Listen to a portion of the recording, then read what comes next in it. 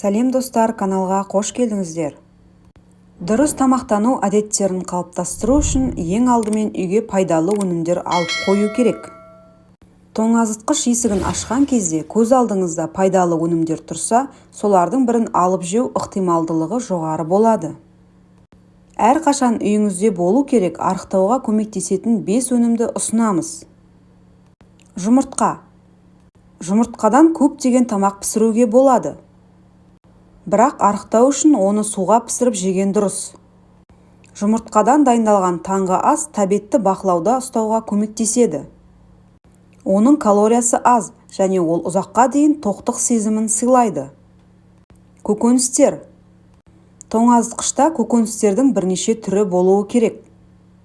Оларды шекілей жеуге, салатқа қосуға, гарнир ретінде қолдануға, смузи жасауға болады. Көкөністер порцияға қосымша көлем береді және ағзаны дәрумендермен қанықтырады.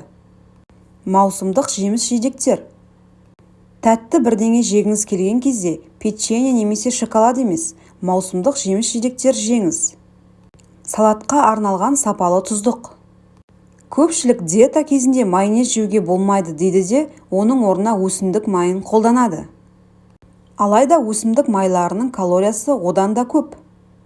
Ал салаттарға арналған дайын тұздықтардың ішінде консерванттар мен майлар бар. Сондықтан салатқа тұздықты өзіңіз дайындаңыз. Мысалы, салат дәмін жақсарту үшін лимонның суын пайдаланыңыз.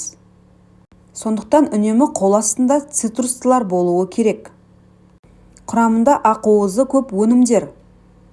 Йогурт, сүзбе секілді ақуыздарға бай өнімдер пайдалы тіске басарлар. Ақуызға бай өнімдер арықтауға көмектеседі және олардан кейін ұзаққа дейін тоқ жүресіз.